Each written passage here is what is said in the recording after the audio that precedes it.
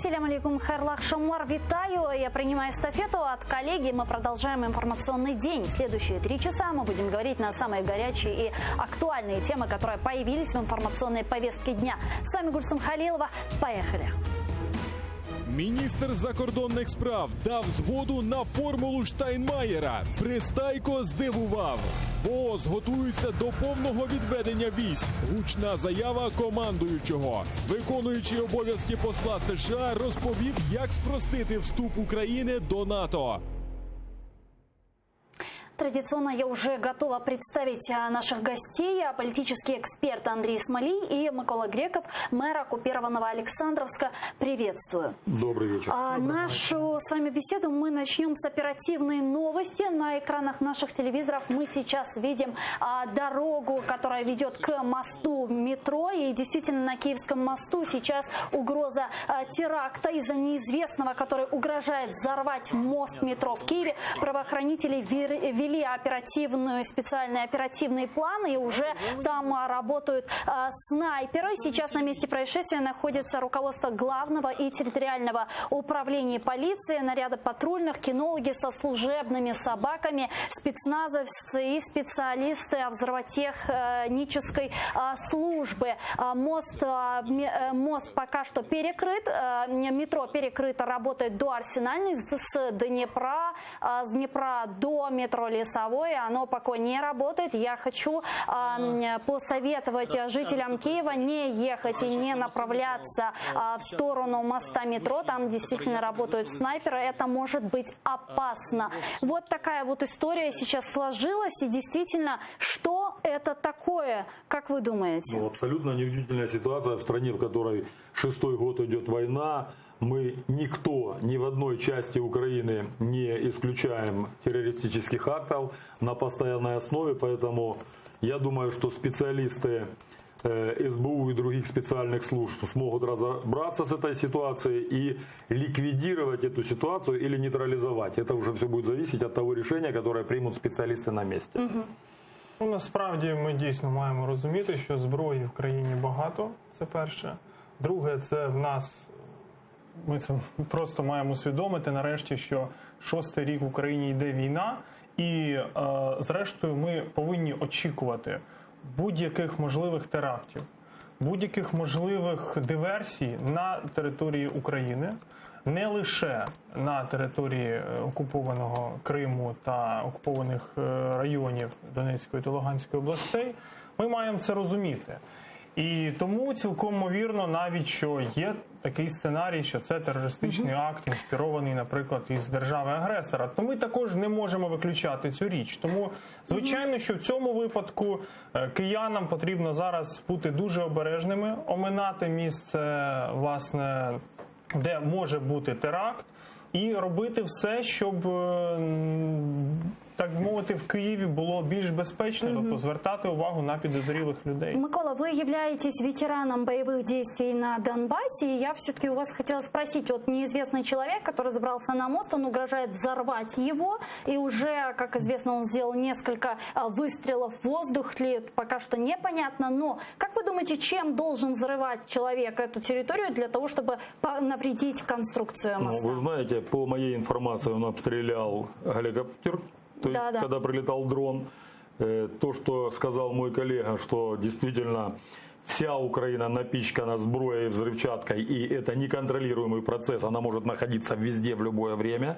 Вы знаете, что если этот автомобиль забит просто обычной взрывчаткой или противотанковыми минами, то этого будет достаточно. И для этого единственное, что я переживаю, чтобы это опять не связали и не было связано с участниками АТО. Вы знаете, последний случай в захвате в Старобельске и взрыв гранаты в Старобельском Приватбанке, когда участник АТО, доведенный государством, причем участник АТО из числа переселенцев, доведенный государством до такой степени, был вынужден взорваться. И наша же сегодняшняя тема, да, мы все знаем, что сегодня ведутся переговоры по схеме Штайнмайера, да? Да. И я не исключаю, что этот акт и связан для того, чтобы каким-то образом либо плюсом, либо минусом повлиять на ту процедуру. Вы действительно правильно отметили, потому что сегодня издание «Интерфакт» сообщило, что украинская делегация в Минске отказалась подписывать формулу Штайнмайера. Давайте послушаем, что там говорится. Українська делегація в ході зустрічі контактної групи в Мінську відмовилась закріплювати на папері і підписувати формулу Штайнмайера, мотивуючи це тим, що цей документ не передбачений Мінським комплексом заходів. Ну, а тем временем министр иностранных дел Украины Вадим Пристайко сказал, что уже дал согласие на формулу Штайнмайера и сообщил, при каких обстоятельствах Донбасс получит особый статус. Давайте его послушаем. Формула Штайнмайера, яка обговорена і погоджена, зокрема, і мною як представником України 2 вересня, написана абсолютно чітко. Я вже декілька разів мав можливість всім пояснити. Я використаю і цю сьогоднішній майданчик, щоб пояснити, що написано. Закон про особливий статус набуває попередньої такої неповної, вибачте, я перекладаю з англійської мови, так як ми вели переговори. Він вступає в дію в попередньому форматі, є, напевно, правильне слово, на момент проведення виборів. І остаточно цей закон набуває сили в момент, коли ОБСЄ в ДІПЛ приймає рішення про те, що вибори, які відбулись у відповідності до високих стандартів ОБСЄ. У нас есть две новости. В трехсторонней контактной группе отказываются подписывать формулу Штайнмайера, а министр иностранных дел говорит о том, что еще 2 числа он ее закрепил. Так как же это понимать? Я не знаю, о чем говорит министр иностранных дел. Но мы сейчас послушаем. Мы услышали, да. В 16:30 у нас закончилась встреча с президентом Украины. Она продлилась более часа. Сегодня. Только что я приехал сюда со встречи с Владимиром Александровичем Зеленским, на которой обсуждалась ситуация. И я думаю, это будет хорошая новость и для крымчан. Сегодня президент первый раз принял и выслушал ребят, участников АТО с оккупированной аннексированной территории. И сегодня был первый раз поднят на государственном уровне вопрос забезпечения житлом именно такой категории граждан. Это касается всех военнослужащих, которые не зрадили державы и вышли из Крыма, Луганской и Донецкой, и всех тех патриотов с тех территорий, которые пошли и начали принимать участие на стороне Украины в боевых действиях. Поэтому могу сказать, что предусмотрено выделение 248 миллионов и ищутся еще средства. Президент взял паузу на месяц и через месяц сказал, выйдет с пропозициями решения этой проблемы. И в ходе беседы мы коснулись, конечно, и много других вещей. И президент Украины сказал, что даже он не знает, как и когда может закончиться эта война. А вы обсуждали формулу Штайнмайера? Нет, мы не обсуждали эту формулу с президентом. У нас была беседа именно по забезпеченню житлом участників АТО з оккупованную и аннексованную территорию. Но я еще раз подчеркну, что президент сказал, что на сегодняшний день никто не знает, когда и как закончится эта война, и он считает, что это обязанность государства обеспечить жильем именно эту категорию граждан. Но он сказал, что государство должно нести ответственность за всех граждан, которые пострадали в результате того, что происходит в Украине. По моему мнению, сегодня у нас происходит война, и эти люди пострадали конкретно от российской агрессии. Вот знаете, сейчас появилась очень интересная новость. Источник телеграм-канала «Легитимный» сообщает, что, возможно, неизвестный человек, который грозится взорвать мост, это 42-летний выходец из Крыма Алексей Белько. И ходят якобы слухи, что среди полицейских, что требования уже озвучены, и они носят политический характер. Может еще ли это еще бы выяснить, он участник боевых действий или нет, но мы видим, что это переселенец из Крыма. Я не удивлен, что начинаются такие действия именно от этой категории граждан. Я отмечу, что это телеграм-канал «Легитимный», это не официальный Мы же не утверждаем, мы говорим, что такое может быть. Как вы думаете, если все-таки идет речь о политическом характере требований этого человека, и учитывая, что сейчас обсуждается вопрос урегулирования ситуации на Донбассе, а Крым как-то отходит в периферию, может ли быть это связано с Крымом? Ну, бачите, коли ми тільки починали говорити, то я висловив думку, що це може бути взагалі зв'язано, так би мовити, з якимись або політичними речами, або взагалі зв'язано з, або це може бути спецоперація Кремля. ФСБ, так Російської Федерації, держави-агресора. Тобто зараз ми не можемо стверджувати ні одне, ні друге, ні третє, але можемо допускати. І отут, власне, ви озвучили інформацію, яка також, в принципі, цілком може бути.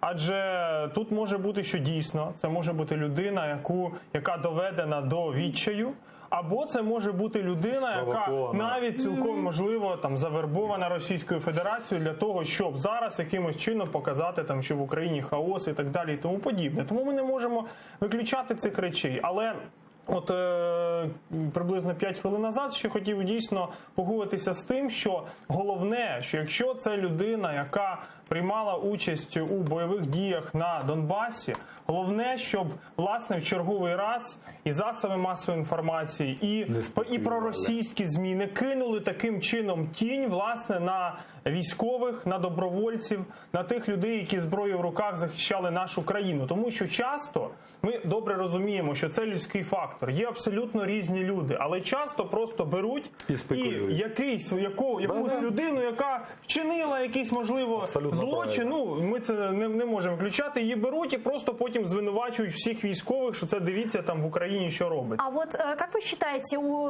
вот на фоне формулы Штайнмайера, на фоне высказывания министра иностранных дел Пристайко, да, многие люди, эксперты начали говорить о том, что вот якобы идет зрада, якобы идет капитуляция, федерализация Украины, и Крым отодвигается на второй план. На сегодняшний день меня, как жителя Донбасса, с 2014 года беспокоит, что в переговорную группу участников Минской группы входят все люди, кроме самих жителей Донбасса.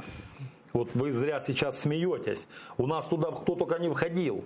С той стороны в Минской группе представляют все мои бывшие друзья, я говорю от Луганщины, с которым у меня есть десятилетие прошлого. А туда присылают людей со стороны Украины, которые несут только негатив и деструктив. Никогда не смогут договориться эти люди. Что связано с Крымом? К сожалению, на протяжении последних 5 лет и предыдущее правительство и руководство страны Украины вело себя так, что про Крым нужно забыть. Все переговоры идут, отводы, подводы, мосты, станица, давайте общаться с людьми. И никто не говорит о Крыме, о жителях Крыма. И я говорю о тех национальных меньшинствах, это и коренной народ Крыма, это и караимы, и много-много других. Греки, армяне, которые исконно проживали на крымской земле, и Крым потихонечку забывают. Знаете, уже и многие европейские СМИ, иногда забывая, выставляют карту Украины без Крыма. И это настораживает. Мы должны сделать все, чтобы сохранить границы Украины, посланные нам Господом Богом в 1991 году. И ни в коей мере мы не должны договариваться за граждан ОРДЛО, ЛНР, ДНР и забывать про Крым. И то же самое не должно быть в обратной ситуации. Я хочу сообщить, появилась еще одна новость про The Babel. Говорит о том, что им стало известно из источников в правоохранительных структурах, что в Киеве житель Симферополя в камуфляже заминировал уже мост метро, и он остановился на авто и начал стрелять в воздух. С нами сейчас на прямой связи по телефону Владимир Огрызко, министр иностранных дел Украины в 2007-2009 годах. Владимир, здравствуйте. Да, витаю вас, добрый вечер. Владимир, неофициальные источники заявляют о том, что на мост метро заминировал якобы житель Симферополя, и сделал он это с политическими мотивами. Видите ли вы какую-то связь с тем, что сейчас обсуждается формула Штайнмайера и так далее, а Крым уходит в периферию? Может ли быть это связано с этим? Ну, ви знаєте, цим мають займатися правоохоронні органи. Я, на жаль, чи на щастя, цими темами не займаюся. А відносно Криму, давайте повернемося до цієї теми. Вона дуже правильна. І я тут трошки дозволю собі не погодитися з вашим гостем відносно того, що про Крим забувають. От не знаю, чи ви читали, чи ні, але от буквально вчора було опубліковано звернення громадськості відносно, от якраз зустрічі в Нормандській четвірці, там начебто двостороння зустріч Зеленського з Путіним і так далі. Так от, серед 10 пунктів, які громадськість запропонувала для того, щоб сформувати позицію України, є один такий другий. І я вам просто його процитую. Звільнення окремих районів Донеччини та Луганщини невіддільне від деокупації Криму. І в Криму і на Донбасі агресор один. Природа агресії одна. Порушення міжнародного права та людських прав і свобод однакові. І далі. Всі окуповані Росією території мають бути повернуті Україні разом і одночасно. Крапка. От тому, ви знаєте, я думаю, що все залежить від того, яким чином ми сформулюємо, я маю на увазі Україна, сформулює свою позицію. От я сьогодні брав участь там в одному теж обговоренні, і мене просто обурила позиція одного з експертів, не буду називати, який каже, ну як же ми будемо ставити про питання про відповідальність Росії, ну як же ми будемо ставити питання про повернення того, що вони зробили, про відшкодування і так далі.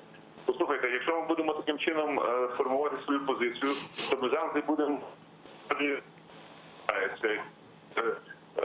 насправді ми повинні дуже чітко і ясно сформувати свій порядок денний. Не Штайнмаєра, не Путіна, не Лаврова, а України. І от тоді ми матимемо абсолютно іншу стартову позицію в переговорах. Спасибо большое. Владимир Огрызко, министр иностранных дел Украины в 2007-2009 годах, был с нами на прямой связи по телефону. На жаль, министр высказал, что это пропозиция громадскости, а не официальная позиция государства, да? Второй пункт, который он зачитал, он же сказал четко, что это пропозиции, которые предъявляет общественность. А должна быть позиция государства по этому поводу. Так вот, я хочу довести до вашего сведения, что на сегодняшний день прошлая злочинная Верховна Рада за 5 років війни так і не домоглась урегулювати питання місцевого самоврядування на окупованій анексованій території та території проведення антитерористичної операції. І ті всі зрадники, і це я зараз скажу в основному про Крим, там практично 99% мерів і всіх працівників місцевого самоврядування здали державні інтереси і стали злочинцами. Они до сих пор все являются украинскими мэрами, украинскими депутатами, у них есть украинские награды. И даже те террористы, сепаратисты, которые сегодня находятся в руководстве данных республик, они все офицеры СБУ, Збройных сил Украины, у них есть державные награды. Такая позиция недопустима. Все должно быть повернуто одночасно. Я хочу акцентировать внимание на видео, которое мы сейчас видим на экранах ваших телевизоров. Мы видим, что уже туда подъехали БТР, спецтехника, БТР, и, очевидно, готовится операция по урегулированию там ситуации, возможной ликвидации неизвестного человека, который угрожает взорвать мост.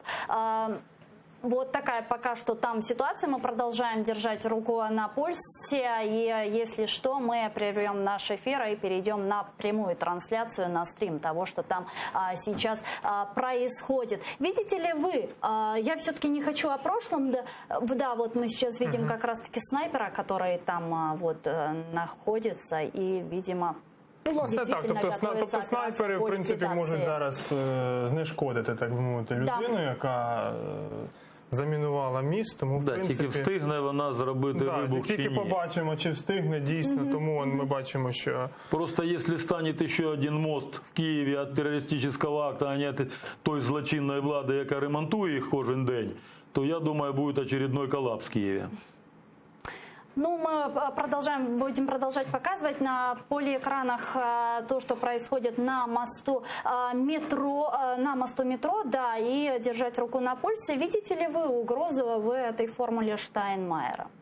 Ну, насправді тут питання полягає в тому, наскільки тут, так би мовити, треба дивитися на це і зі сторони України, і зі сторони Російської Федерації. Ну, інтерпретує від нього кожен по-своєму. Звичайно, ми можемо розуміти, що Російська Федерація, вона буде витискати з цієї формули максимально. Тому що Росія – це та держава, яка, в принципі, так би мовити, договір, який вона підписує, не вартує того паперу, на якому вона підписує. Тому, знаєте, на рахунок Російської Федерації я б би абсолютно не вірив би в жодні обіцянки, які вони, власне, будуть давати українській стороні, навіть якщо ці обіцянки нібито призведуть там через деякий час до миру. Тому, звичайно, що тут потрібно з великою пересторогою до цього ставитися, і Україні потрібно чітко стояти на своїх позиціях. Я абсолютно тут згоден, що Україні в тому числі не треба забувати про питання Криму, яке чомусь останнім часом вже навіть про нього не говорять. Так, Україні потрібно чітко ставити так само і свої інтереси, в першу чергу, під час можливого підписання на зустрічі Нормандської четвірки будь-яких документів.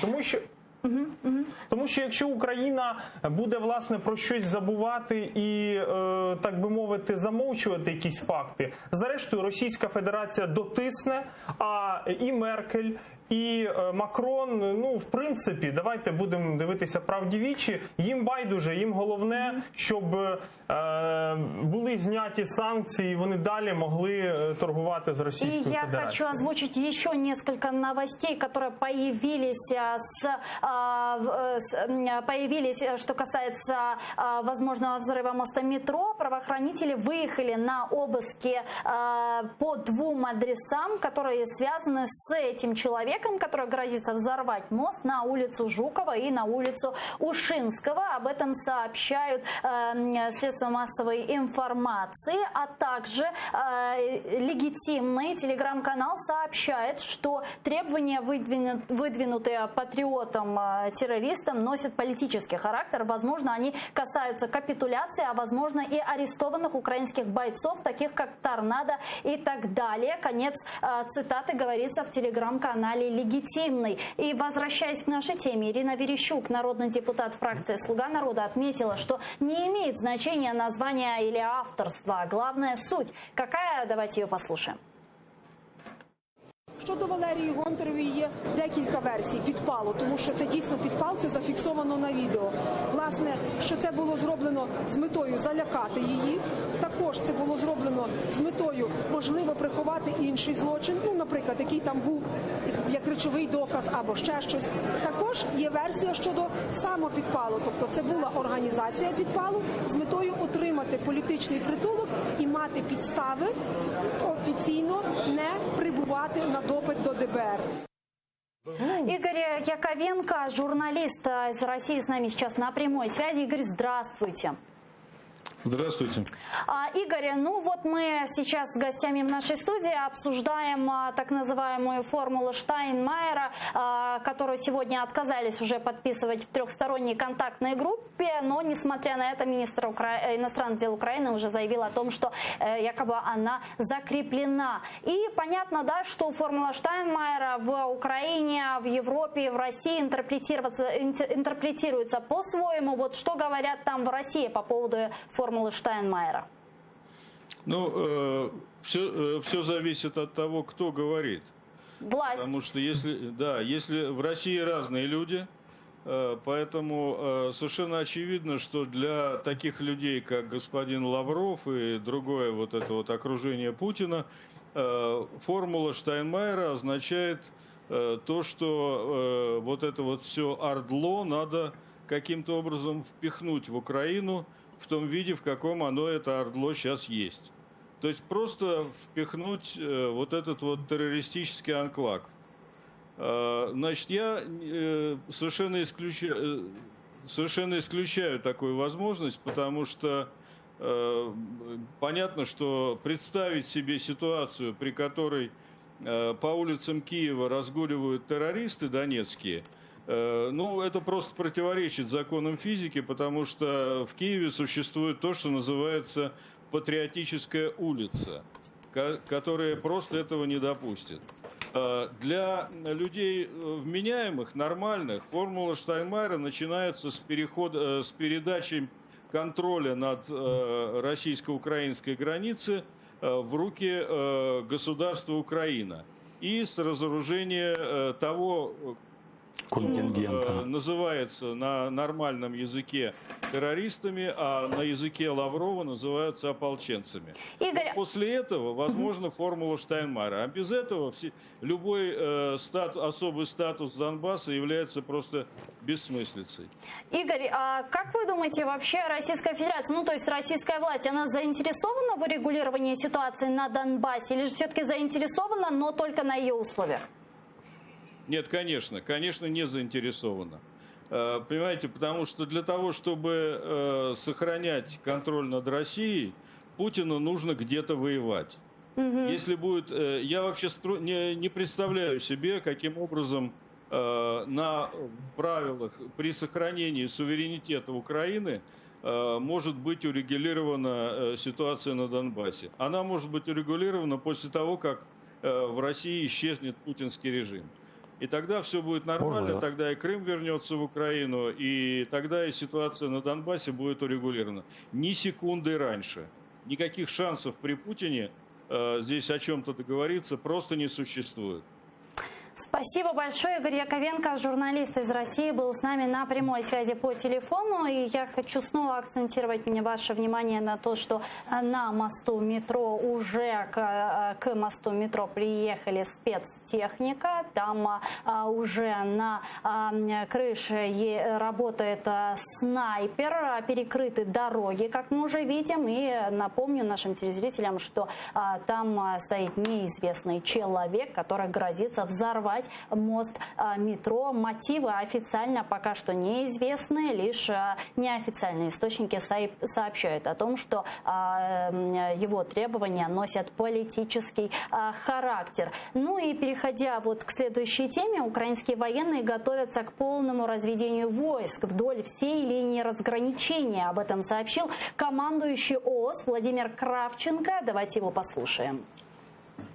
На сьогодні проводяться підготовчі заходи з відведення військ уздовж всієї лінії розмежування. Таке завдання визначено начальником Генерального штабу Збройних сил, міністром оборони та главою держави. Ми до цього готові заради покращення життя наших громадян. Та зрештою все буде залежати від дзеркальних дій з протилежного боку. Как вы думаете, к чему может привести разведение войск по всей линии разграничения? Давайте мы сейчас поговорим о журналисте. Журналист сказал правильно. Пока в Российской Федерации не исчезнет путинский режим, не Путин, а путинский режим, мы ничего не добьемся. Пока Владимир Зеленский, наш президент, не проведет прямые переговоры, мы не сдвинемся с мертвой точки. А по поводу вот этого сюжета, если это вышло сегодня, то реально патриотическая часть Украины это может считать зрадой. И когда ежедневные проходят обстрелы, да, ну о какой точке разведения? У нас уже несколько лет проходит тактическая окопная война. И от того, что они отойдут на какое-то количество километров друг от друга, это ничего не решит. И опять же, мы разводим чьи войска? Мы отводим украинскую армию, а с той стороны от нас отходят кто? Это сепаратисты-террористы, это российские войска. Это уже другой вопрос. Для того, чтобы кто-то начал отходить, нужно определить статус этих отходящих. Так вот, если россияне говорят, что они отведут свои войска, то они их, пожалуйста, могут отвести на территорию Российской Федерации. Но тогда не нужно отходить украинским войскам. Тогда мы должны зайти и зачистить всю территорию. Зачистить повністю. От у мене питання, дійсно, а станом на сьогодні, ну взагалі, в контексті цієї заяви, а російські війська були відведені? Нам про це ніхто не говорить. А, наприклад, чому наші війська... Идет речь о взаимном разведении. Что такое взаимные войска? На той стороне чьи войска стоят? Мене просто інше питання. Ну, у нас нет чому, власне, наші війська повинні відходити, якщо це, власне, там далі наша територія? Так? Тобто, якщо ми дійсно говоримо про так зване розведення, то нехай тоді російські війська, російські оці сепаратисти, яких вони фінансують, нехай вони вийдуть з території Донецької, Луганської областей І, власне, тоді Україна зможе там провести вибори, ще щось, те, що вимагається. А виходить просто така ситуація, дійсно. Ми війська відводимо. По суті, мільйони доларів були вкладені у те, щоб, так мовити, у розвинення цієї інфраструктури. Це окопи, це, зрозуміло, КПП, і так далі, і тому подібне. Я думаю, що колега... Я понимаю, о чем и согласен с коллегой. Отведение украинской армии должна быть на территорию границы с Российской Федерацией. То есть мы не имеем никакого морального права отходить от линии разграничения. Мы должны, наоборот, идти вперед и стать на границе. Поэтому пока мы не вызначим статус отводителей с той стороны, кто эти отводители, кто от нас будет отходить. Потому что ситуация меня, как луганчанина, как участника АТО, я не могу себе представить. Я мэр города, это мне надо сейчас приехать и приступить к выполнению обовязков. А те люди, которые убивали моих коллег, пытали, казнили, резали в Луганске, и вы знаете, что самое большее ребят погибло в батальоне Айдар, да? Они будут народной милицией?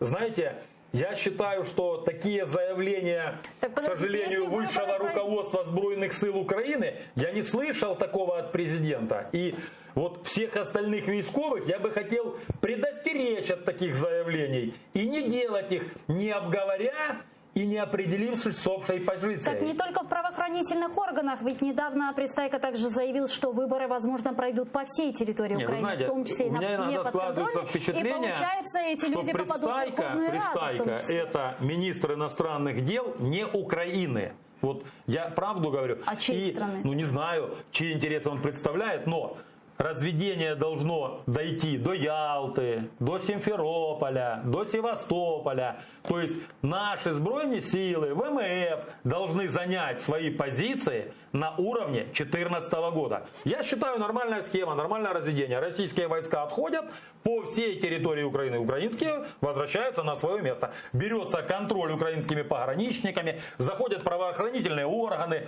СБУ, выгоняют всех, потому что мы не исключаем возможности. Они хотят, чтобы пасечник, который сегодня возглавляет Луганскую Народную Республику, стал начальником СБУ. Так мы уже проходили, когда покойному Болотову высшее руководство Украины предлагало стать губернатором Луганщины. И имеем сегодня 6-й год войны. А вот вы затронули тему Крыма. Я вот хочу акцентировать, что сегодня в эфире телеканала АТР политический консультант Дмитрий Васильев сказал, что не исключает того, что мир на Донбассе наступит с ценой сдачи Крыма. Давайте его послушаем. Я думаю, що Росія на першому етапі буде намагатися робити все можливе для того, щоб зробити мир, але на Донбасі, але на умовах Росії. І ключовою умовою Росії на цьому етапі розвитку подій і нашої ситуації з Росією, тої агресії, яка є, і тої окупації, яка є на наших територіях з Російської Федерації, це якраз вони будуть наполягати на тому, що забудьте про Крим, але тепер у вас буде мирно на Донбасі. Не, это полный идиотизм из сдачи национальных интересов. Що стосується Криму, я скажу відверто. Якщо ми здаємо Крим і наступає, так би мовити, мир за будь-яку ціну, про який зараз нам говорять, а мир за будь-яку ціну – це просто одним словом – капітуляція. А капітуляція – це все одно війна, просто в якійсь короткостроковій перспективі. Андрей, а как вы смотрите на такой вопрос? Да, сегодня мы услышали, что министр заявляет одно, а Минская группа отказывается подписывать. Вот смотрите, у нас сегодня есть монобольшинство, да? Я думаю, что все народные депутаты, которые в нее входят, это будет первый раскол в Верховной Раде, хотя уже не первый. Если такой вопрос вынесут, они никогда не подпишут это. Они понимают, что они подписывают тем самым себе, и я не исключаю, что в прямом смысле смертный приговор. Спасибо большое. Мы вынуждены завершать наш эфир, но я хочу все-таки повторить, что правоохранители, как стало известно, уже установили личность мужчины, который сидит в машине на мосту метро в Киеве и угрожает его взорвать. Комментарий «Украинской правде» директора департамента коммуникации МВД Артема Шевченко, который это сообщил. Действительно, личность установлена, все детали после спецоперации, говорится в сообщении. И, как мы уже видели, туда пригнали спецтехнику, там уже есть БТР, дежурят снайперы. Мы продолжаем держать руку на пульсе и будем И мы сейчас на экране нашего телевизора как раз-таки видим фотографию этой машины «Опель» на мосту метро. За рулем сидит неизвестный человек. Пока что его личность устанавливают. И мы, конечно же, будем держать Там руку стоит техника, нет ли там заложников? Там стоит вот автобус, там по-моему, автобус, рядом с этим автомобилем. И почему все молчат? Куда делся весь тот транспорт, который находился на мосту во время этого террористического захвата? И что с теми людьми, которые там были? Да, но я вижу, что это киевские номера, да, это киевские номера Opel, и мы будем действительно продолжать руку на пульсе событий и освещать все, что происходит на мосту метро сейчас.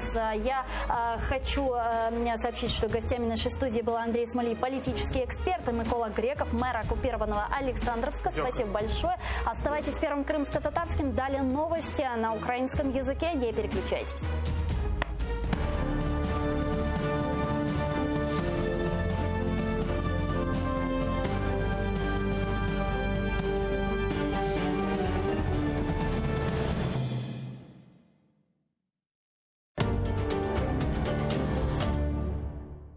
Засідання ОБСЄ. Яке місце займає Крим на порядку денному у світі? Чи